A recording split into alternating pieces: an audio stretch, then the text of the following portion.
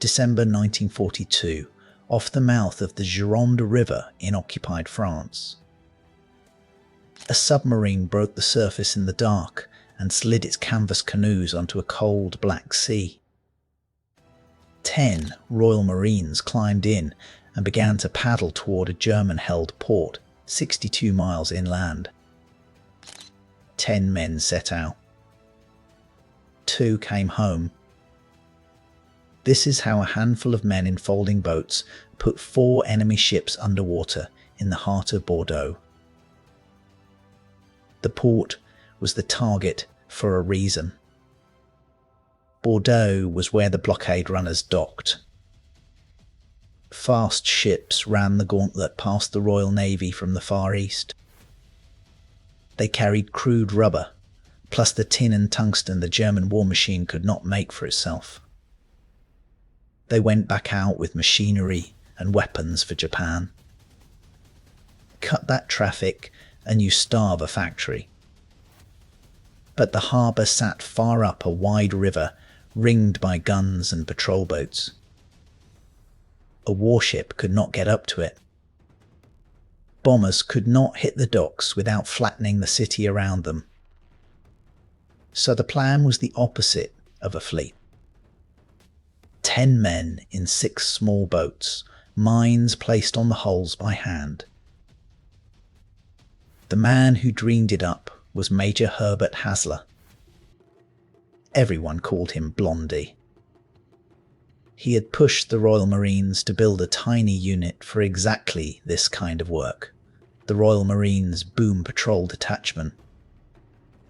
His idea was simple and close to mad. Fold a 2-man canoe flat, carry it inside a submarine, then paddle it up an enemy river at night. The boats were called Cockles.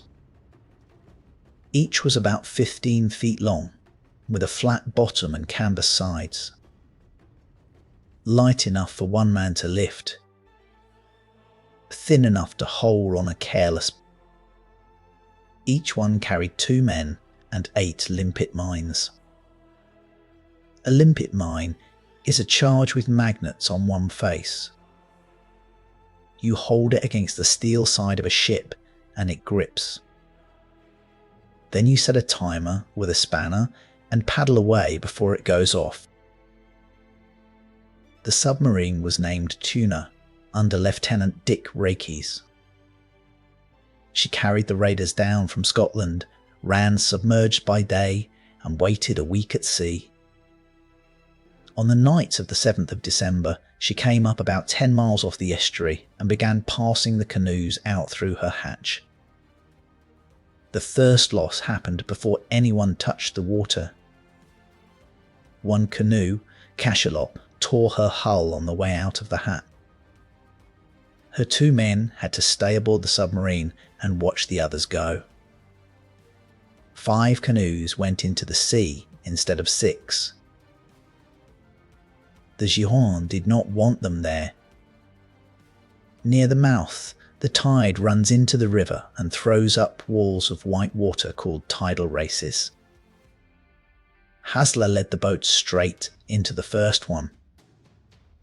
Waves near 16 feet high crashed over the decks. Marine Bill Sparks was in the lead canoe with Hasler. He remembered it plainly. We proceeded towards the roar of the surf, he said, and soon we were in turbulent waters, tossed around like corks. They fought through the first race and looked around. Coalfish was gone. Then came a second race, worse than the first. When the water let them go, Conger had capsized. Corporal George Sherd and Marine David Moffat were in the water, in the dark, miles from land. Others towed them as close to shore as they dared, then had to let go. Both men reached the bank. Neither survived the cold. They did not drown that first night. Exhausted and soaked through, they froze where they lay. Cuttlefish, with Lieutenant John McKinnon and Marine James Conway aboard, was swept off in the dark and pressed on alone, only to be run down by the Germans further inland.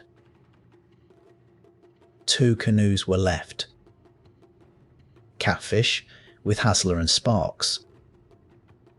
Crayfish with Corporal Albert Laver and Marine William Mills. 4 men out of the 10 who had climbed down from the submarine. 60 miles of river still lay in front of them, every foot of it enemy ground. They moved only at night. By day they dragged the canoes ashore, pulled camouflage nets over them, and lay still in the reeds. German patrol boats worked the channel a stone's throw away. The men were soaked and frozen, running on almost no sleep. Fear kept them flat in the mud for hours at a time. They ate cold rations and did not light so much as a match. On the second night, the 2 boats paddled another 22 miles in 6 hours. The tide was under them at last, carrying them toward the docks. The plan gave them 4 nights of paddling to reach the docks, and 4 nights was what it took. They came up on the port on the night of the 11th of December. Near the port, the 4 men split. Hasler and Sparks took one side of the harbour. Laver and Mills took the other. The whole raid now came down to 2 canoes, drifting under the sterns of enemy ships in the dark. The work was slow, and it was done by hand. A man in the front of the canoe held the boat against a hull with a magnet on a stick, so the paddles would make no sound. The man behind him reached into the water, took a limpet mine, and pressed it to the steel below the waterline. The magnets caught. He set the timer, and they slid on to the next ship. Sentries walked the decks over their heads. One German crew heard something and swept the water with a light. The 2 men flattened themselves in the canoe. The current held them against the hull, deep in the shadow, until the light moved on. Then they went back to work. They placed their mines on ship after ship and turned for the shore. The timers ran down in the early morning.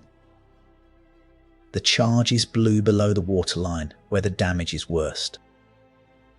4 German cargo ships flooded at their moorings.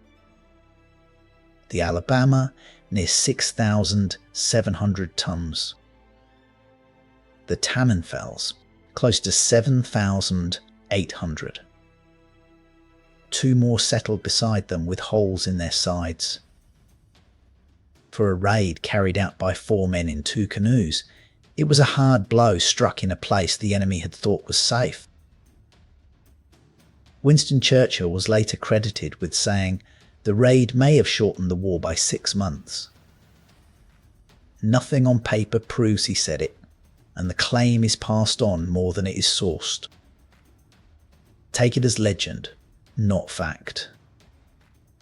The fact that needs no source is the wreckage in the harbour and the 4 men now trying to get out of France on foot. Getting in had been the plan. Getting out was barely won. The orders were to sink the canoes and walk to Spain, hundreds of miles across occupied country, with almost no help arranged in advance. Hasler and Sparks scuttled Catfish and started walking. Dressed as ragged workmen, they covered about 100 miles on foot and reached the town of Ruffec on the 18th of December. There they found the resistance. An escape line called the Marie Claire Line took them in, run by an Englishwoman named Mary Lindell. Her people passed the 2 Marines south, hand to hand, through safe houses and over the mountains into Spain. From there they reached Gibraltar and sailed home. Hasler was back in England by April of 1943. Sparks followed him home. For the raid, Hasler was awarded the Distinguished Service Order and Sparks the Distinguished Service Medal. The other 8 did not come home, and how they were treated is its own charge. Corporal Albert Laver and Marine William Mills, who had paddled crayfish the whole way and placed half the mines, were caught soon after the raid. Sergeant Samuel Wallace and Marine Robert Ewart, the crew of the Lost Coalfish, had been taken near the coast on the first night. McKinnon and Conway of Cuttlefish were run down further inland. Adolf Hitler had signed an order for men like them. Commandos taken on raids were to be handed over and shot, even in uniform, even after they surrendered. It was a war crime written down as policy.